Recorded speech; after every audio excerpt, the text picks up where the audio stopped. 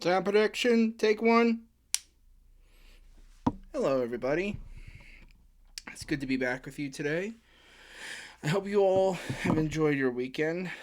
Just a couple of quick announcements before I get into the video for today. First announcement is um, I'm so glad that you all enjoy my Cape Fear versus Mortal or my Cape Fear versus Silence of the Lambs video. I really worked hard on that. Two of my favorite movies of all time. It's good to see you guys engaging in content like that. I intend on doing more versus videos in the future, along with throwback movie videos. Let me know in the comments down below if you like that. I noticed that my video for Michael didn't get a whole lot of views, and that's okay.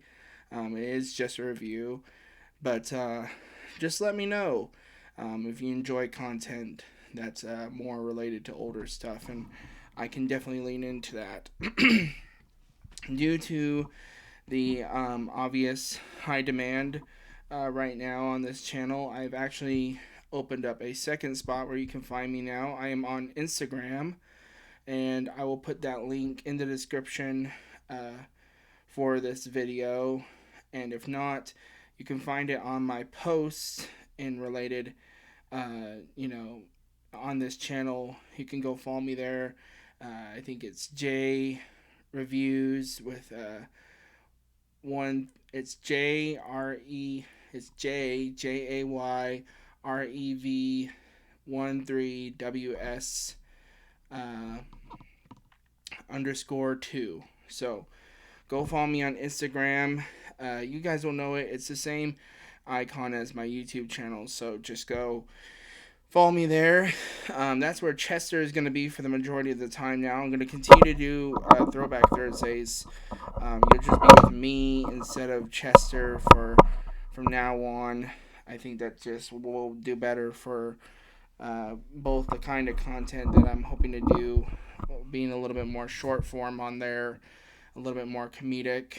And then on here, you'll get the long form stuff. I'm also going to be doing what I'm calling 3-minute reviews over there on YouTube, just to get people over here and just to find some, hopefully, a different audience as we go through time.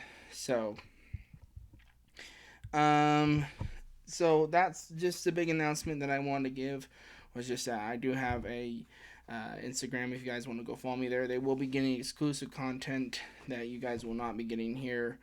In the form of I'll be doing with Chester. I'll be doing a lot more like kids movies, short reviews over there, and they will get my initial reactions before um, I get a full review on the channel. So, and of course, if you miss the initial review over there, it will be here too. But just go follow me there. It means the world to me. It's not going to be like a normal social media. I intend on just posting memes, channel updates, stuff like that, initial reactions, some other content that I'm thinking about doing. But as of right now, that's just something that I want to announce. It is time now for a transition. Now that leads me to what I wanted to talk to you about today. I recently went out this weekend, opening weekend, got to see Mortal Kombat 2. Um, Mortal Kombat 2 was a lot of fun, and it was one of those things that, as someone who didn't see the original film and isn't a huge gamer, actually, the game I spend the most time playing on is probably Madden, the football game. I think I use that a lot just to like decompress and stuff, but it's not, I'm not a huge gamer. This movie does get the job done for both longtime fans um, of the Mortal Kombat lore and the games, and also total noobs like myself. I never really felt lost, and the pacing and the characters are really what make this film stand out the most to me. I think they did a really good job just, embracing you if you didn't like me. I didn't watch the original mostly because I had a lot of people tell me that it wasn't necessarily worth it.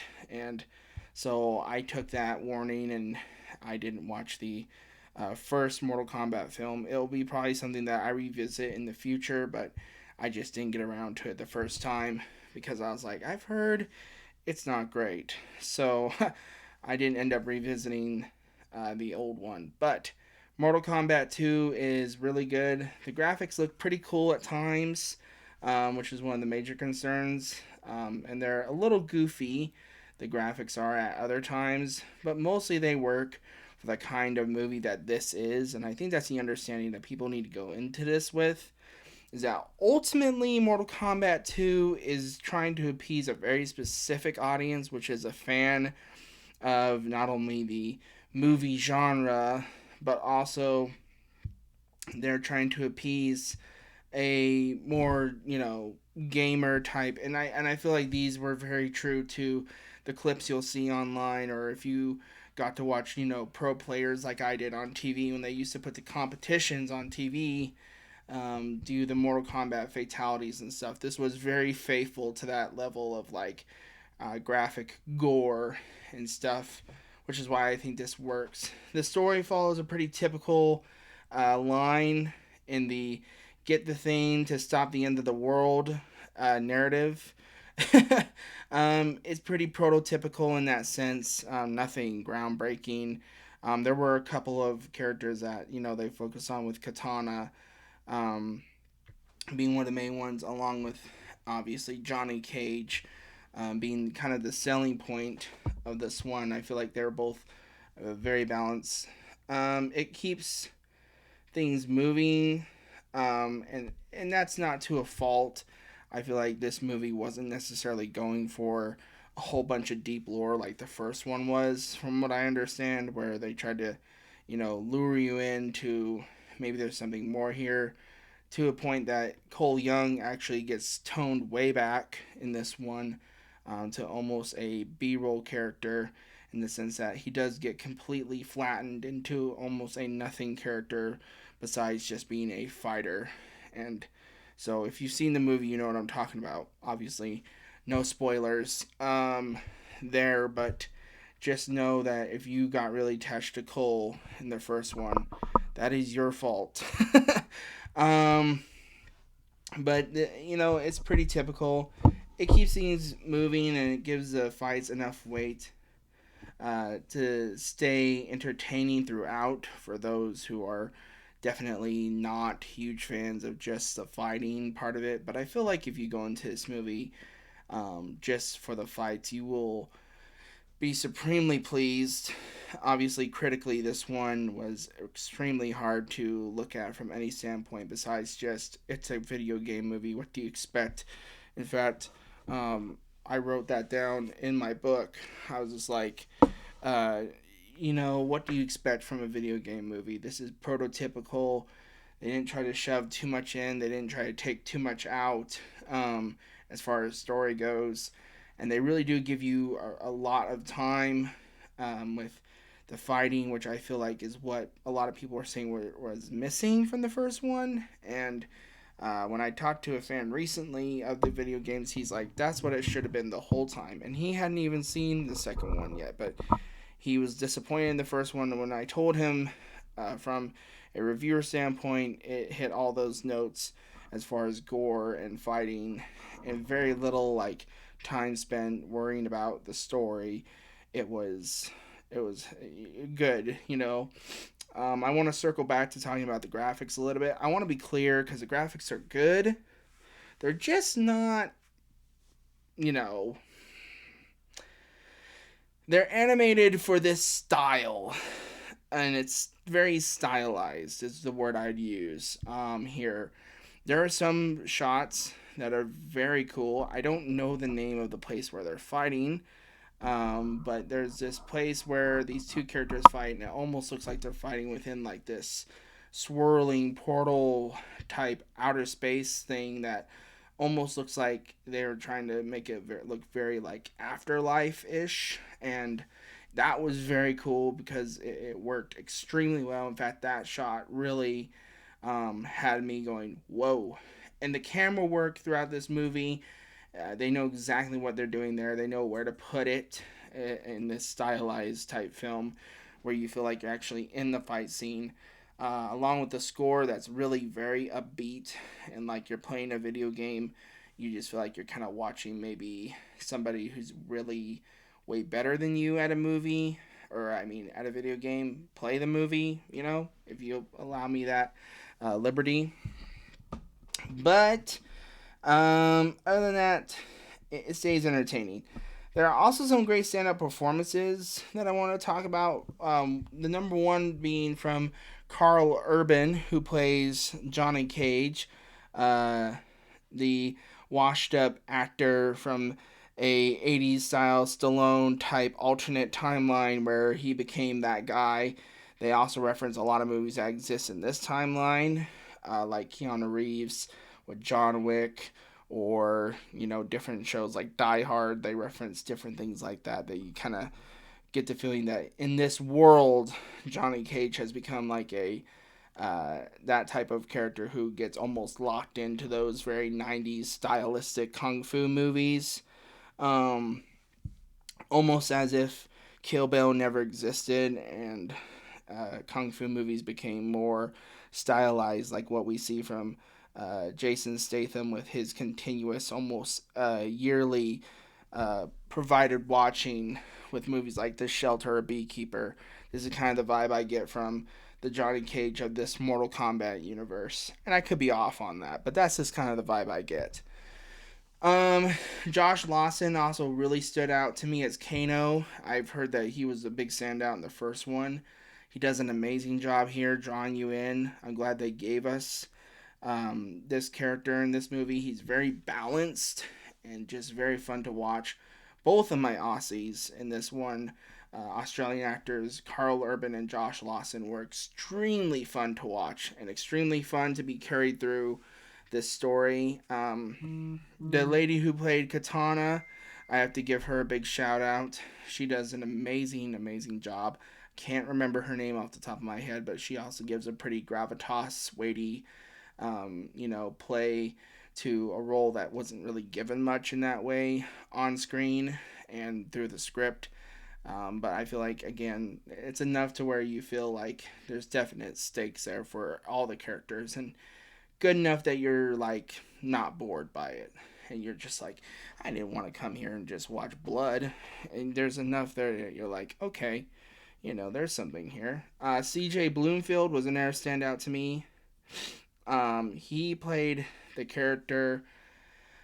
Oh, what is his name? He played the character with the claws that shoots out of his arms. Give me 1 second. My notes have it right here. He Baraka. My bad. So sorry. Brain fart. Baraka. CJ Bloomfield played Baraka beautifully in this movie. He played it very like almost like Drax esque. Like, if you've ever watched um, any MCU type character like that play, he played it very much like that. And he did an amazing job stealing the screen from everybody. Those are the three big standouts in my opinion. A lot of people love a lot of the other ones, but I mean, critically, they just, to me, stood out way more than most of the other characters. They bring a lot of personality and energy to this film that needed it, so that's good. And while this film is nothing groundbreaking, it's obviously doing well in the box office. I think I read somewhere it's doing close to 500 million right now, or maybe, and over time it will do even better because this is a great launch point for the summer blockbuster box office type hit that you want for these video game movies to be. And while it's maybe not a standout in the video game adaptation genre, it's also not it's not nothing. So it all comes together as a genuinely fun movie. If you can go in knowing that you're there for the fights and for the crowd pleasing moments, honestly, part of the fun is just experiencing it through the eyes of fans around you. I got to sit behind some young men who were huge fans of the series, obviously, because they reacted to everybody when they came on screen, and that was fun. It was fun to experience it through some people who weren't just there to see it, but had a connection to it. Um, and like I said before, I had in my notes, it's a promising start to the summer blockbuster season, while also setting a strong standard for video game movies in the future. Anyways, uh, that's all I have for you today for Mortal Kombat 2. Um, Make sure that you guys like, subscribe, go follow me on my Instagram. Like I said, you can go follow me over there. Uh, that will be up on the post side of this channel. You can go see what's over there. Make sure you leave a comment, like, subscribe. I'm still doing the sub goal to hit 100 by the end of the month. And meanwhile, I'm not too hopeful. I do appreciate all the views and all the love. Continue to keep my viewership up. Make sure you guys go watch Michael as well. It's a really good movie. Go watch my review.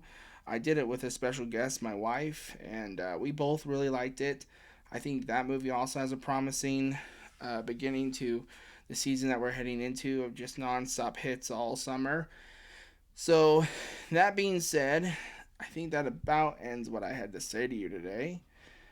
And if nothing else, even if we die in the contest for Earth Realm, like in Mortal Kombat, at least you guys have the hope that I will see you at the movies. Alright, peace.